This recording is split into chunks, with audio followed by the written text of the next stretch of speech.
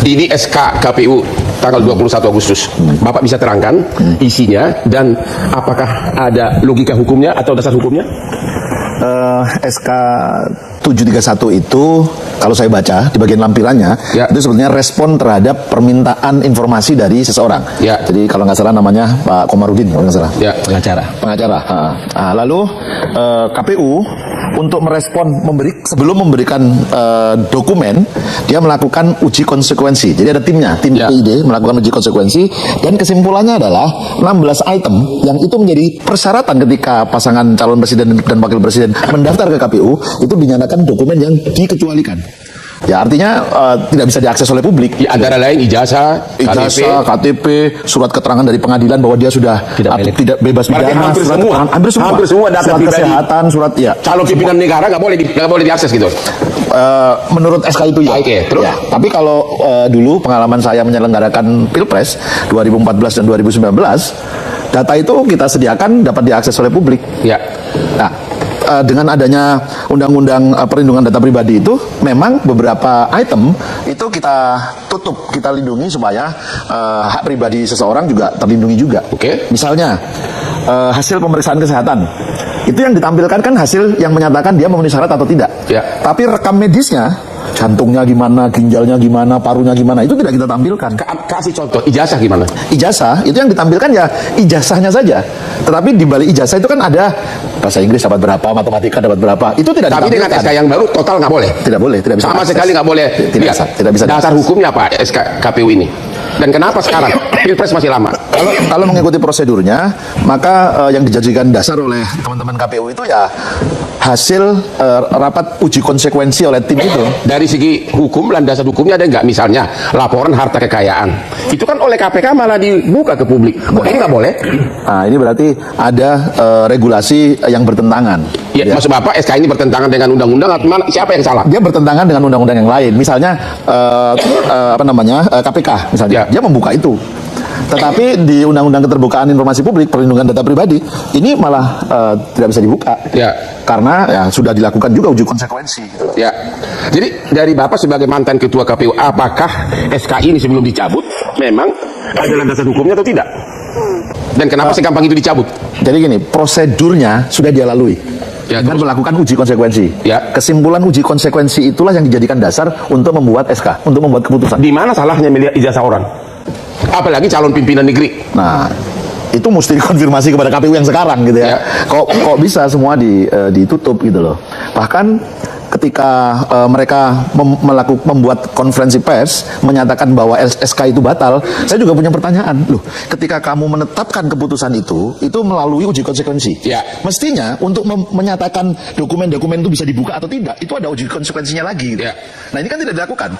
Saya nggak tahu ya, karena di dalam konferensi pers itu tidak diceritakan apa yang sudah dilakukan sehingga mereka mencabut atau membatalkan keputusan itu. Pak DPR, apakah Bapak kan membawahi Komisi 4, membawahi KPU, apakah DPR tahu tentang ini dan apakah setuju? Secara normatif kan Komisi 2 DPR RI itu memiliki dua fungsi legislasi terkait kepemiluan. Satu, membahas rancangan undang-undang menjadi undang-undang di bidang kepemiluan. Yang kedua, kami menerima konsultasi atau membahas seluruh rancangan peraturan KPU untuk rancangan PKPU. Termasuk ini? Bukan. Untuk menjadi peraturan KPU. Yang dipilih oleh KPU hari ini itu bukan peraturan KPU, tapi keputusan Komisi Pemilihan Umum. Itu tidak masuk kewenangan DPR dalam domain itu. Nah, yang menjadi pertanyaan kalau kita orang hukum, kenapa kok pilihannya itu bukan peraturan KPU, tapi kemudian keputusan KPU. Dari segi substansi harusnya apa? Dari sisi substansi harusnya peraturan. Karena ini mengatur. Kalau keputusan itu memutuskan satu objek yang bersifat konkret. Berarti mau menghindari DPR? Itu menjadi pertanyaan bagi Komisi 2. Menurut DPR? Itu menjadi pertanyaan bagi Komisi 2 dan kami sebetulnya ingin memanggil KPU Republik Indonesia pada Senin yang akan datang. Tapi kemudian mereka terlanjur membatalkan keputusan KPU nomor 731 tahun 2020. Apakah tidak dipanggil juga? Segampang itu mencabut? Kami akan tetap mendalami, melakukan klarifikasi. Yang kedua yang akan kami klarifikasi adalah kenapa keputusan ini atau dasar aturan ini dikeluarkan di tengah tidak ada lagi tahapan terkait dengan pemilihan presiden.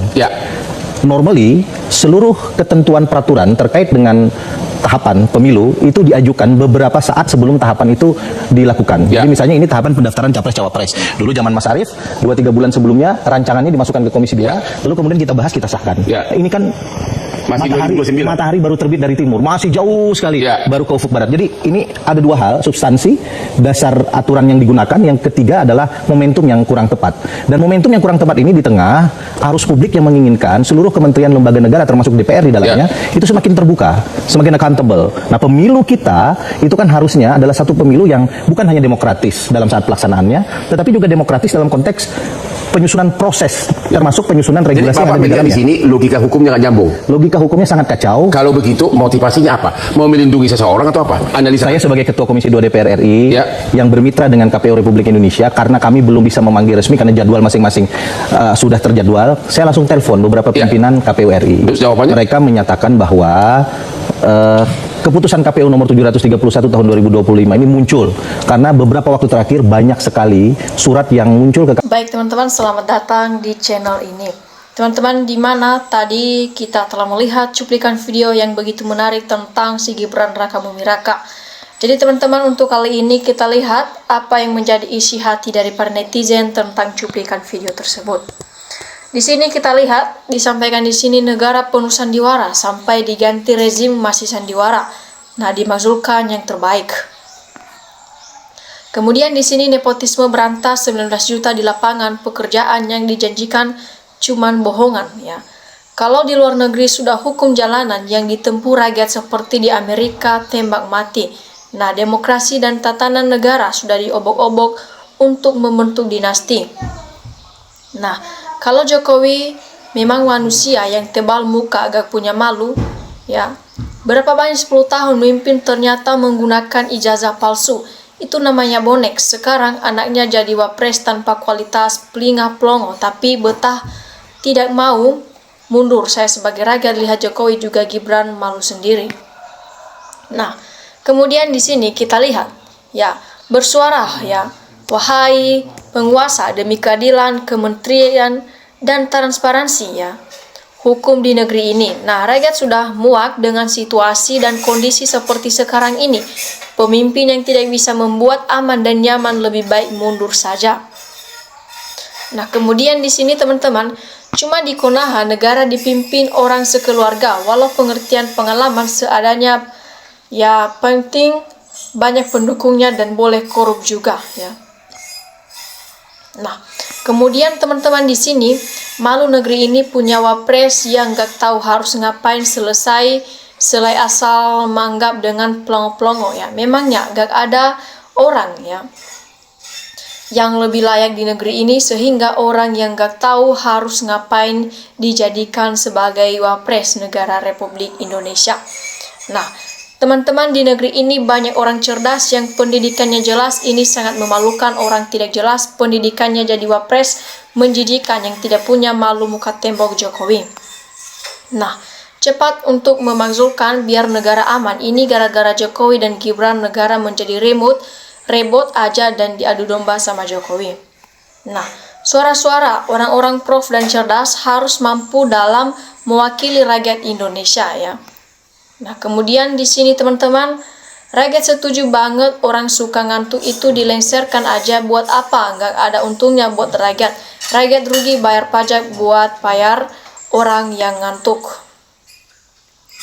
Nah, di sini teman-teman kita lihat ya, mana kuasa presiden kok nggak bisa kasih mundur wakilnya yang ijazah palsu ya. Nah, segera laksanakan rakyat untuk ataupun rakyat sudah muak keberadaan wapres belongo-belongo seperti si Gibran Rakabuming Raka ini. Kemudian di sini ijazah Jokowi juga Gibran palsu, semua gak ada yang asli ya. Sudah berbagai sudut pandang para ahli forensik bahkan tingkat sedunia sudah meneliti hasilnya tetap palsu. Jadi para penegak hukum ini mau bukti apa lagi jika ikut kita hanya berlarut-larut tidak ada kepastian hukumnya. Rakyat akan jemput paksa hadirkan di pengadilan secara terbuka. Ya.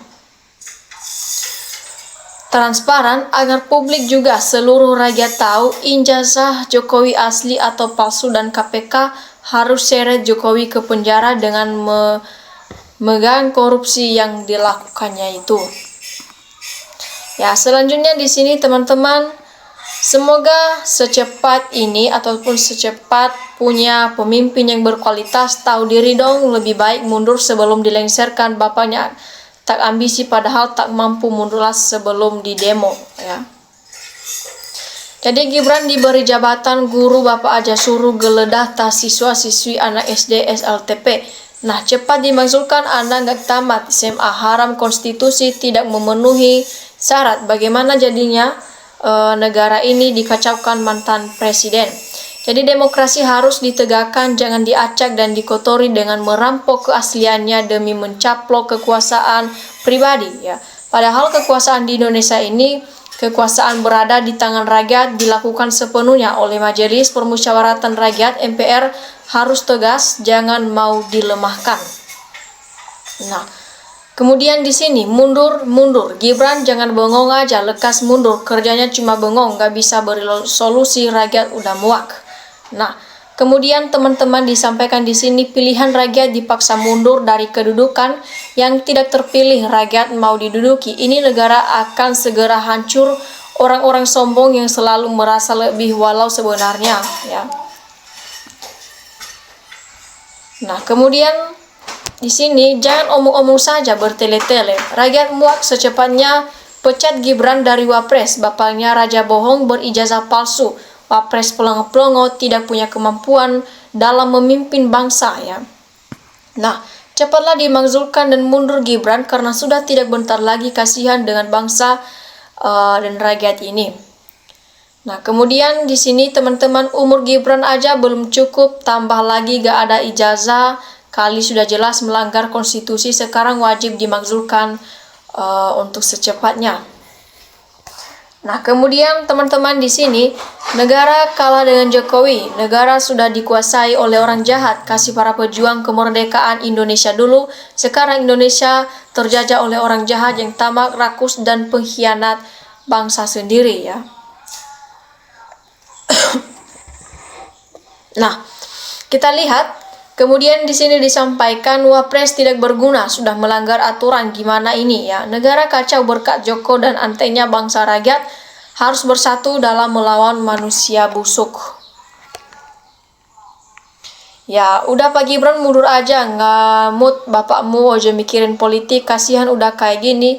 Widrinya yang banyak tahu hujat, biar gak ribut terus, ijazah belum beres, anaknya juga diributin, kasihan penguasa yang sudah usahanya lancar udah lama selama ini.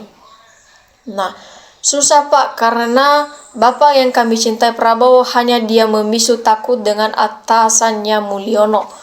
Jadi teman-teman, mari rakyat Indonesia, kalau memang rakyat yang dipilih Gibran, maka rakyatlah yang cabut berhenti dari Wapres, karena Gibran anak Ingisian juga tidak jelas ijazahnya, segera berhentikan, segera dimakzulkan.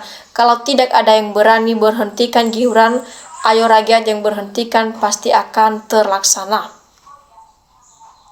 Wapres harus mundur dari jabatannya, diadili, melanggarita, dituntut, dan membohongi bangsa Indonesia. Nah, kemudian teman-teman disampaikan di sini, mana mungkin ya Wapres Gibran mundur kalau gak dinepalkan di belakang Wapres itu gerombolan PKI ya, yang memaksakan Gibran nanti maju Pilpres 2029, dan kecurangan pasti akan kembali untuk menenangkan Gibran karena punya modal besar hasil korup selama 10 tahun berkuasa.